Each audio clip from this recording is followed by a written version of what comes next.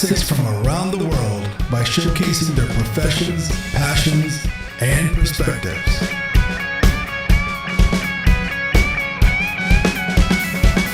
I'm your host, Mandheer Singh, aka the Nihung.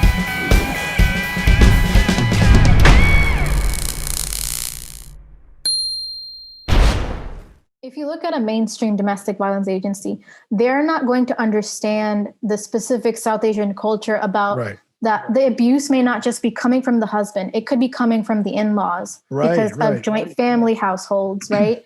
The abuse could be the idea of that the couple had gotten a love marriage instead of an arranged marriage, in the sense that they picked their own couple against the family's will, and now abuse is starting and the victim doesn't want to speak up about it because she got married against everyone else. So a regular mainstream agency is not going to understand, the difference between the love and arranged marriage. The whole concept of dowry, a lot of abuse starts to stem from the beginning of the marriage where they feel the girl's side did not give enough money to the guy's side in a lot of the cultural families. Wow. Mainstream agencies are not going to understand that either. This whole concept of the whole idea of honor, that the victim is representing the honor and doesn't want to disgrace the family. You see a little bit of that, obviously, with the stigma of divorce that other, non-South Asian cultures have. The other agencies may recognize that, but it's not the same as it is stemming from, the culture. And that kind of brings me to the next abusive situation. So spiritual abuse, that's something that is not commonly talked about, but never even heard of that. Yeah. So it's actually something that a lot of people within the South Asian community, if you are getting married to somebody that is outside of your religion, it may be that, a Hindu and a Muslim have gotten married. Right. One, they are defying normal norms, like the quote culture norms of, marrying outside the religion, because that's such a huge thing for us. We know the history between, Hindus and Muslims getting married. That's also something that is a huge taboo in society. Yeah. But then when they do it without, family support and they get married and abuse starts happening in that situation, a lot of times the abusers will start using religion as a way of doing abuse, or we'll see casteism.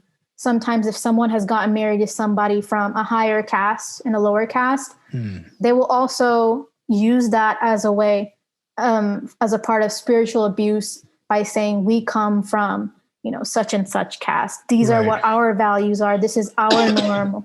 Like if a Pandit was getting married to someone who was of a lower caste, they would use that against them as, you are not pure, you're not this and that, and which would lead them to disciplining them. Yeah, unfortunately, Sikhs also still carry a lot of that too. We're not above all of this either. Right. People use caste against it, or they might even, look at what Jathabandi or whatever, and they might say, oh, well, you did this way all your life, and now you got to do it this way. This is the right way. Right. And we've seen that. I mean, we can take it's an example of someone who may be coming from a very strong, AKJ family.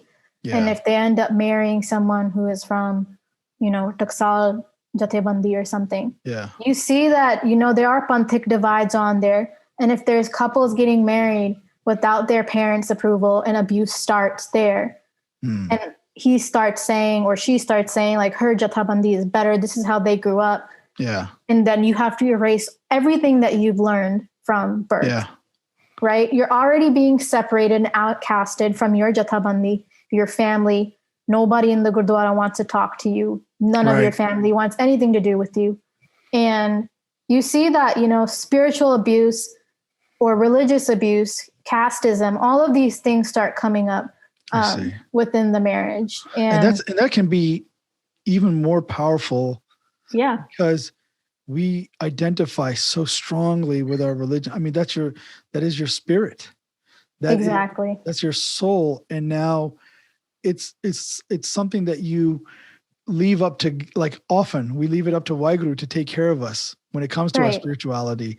And then to have that be confronted or downplayed or forced into a different direction, you can start to blame Waheguru. You can start to blame God for the problems you're going through. And now you're putting yourself into a spiritual turmoil. Right. And we've also seen situations where the whole concept of your karam, or, what's happening to you, what's happening to me right now is based off of my past life, things that I've done in my, this is all related to my karam that could have been from, pichle janam de vich. Right. And it's essentially a way of saying, maybe I deserve this. Right. Like this is, God's way of making things right from a past life. So we've seen those different types of scenarios. And one last abuse that I want to touch on, which is more newly emerging, is technological abuse. And this is something that, as, people with technology is advancing. Especially with phones. Yeah. Yes. With phones, you're saying that they're able to track people's phones, which we knew. We knew that, there's an ability to track people's phone. But one thing that we actually found out, which we didn't know was happening, was with technology in smart homes. A lot of our victims, because they were immigrants, they did not have driver's license. They had no way of getting outside of the house without, their husbands driving them. Or they may have only had one car. And so while the husband's out working, and if she was a homemaker, then she was staying home. But the husband in the smart homes had the ability to install, software cameras, constantly watching what she's doing. It was getting to the point where they would even regulate the temperatures within the home, that, if they had a fight or in order to do abuse, they could turn off the AC in the house, right? Or they can make the temperature extremely hot. So these are new forms of abuse that we had never, we knew that the psychological, the verbal, the emotional abuse, we knew that those things existed, but this is like our new generation, new technology, and new ways that people have started doing things.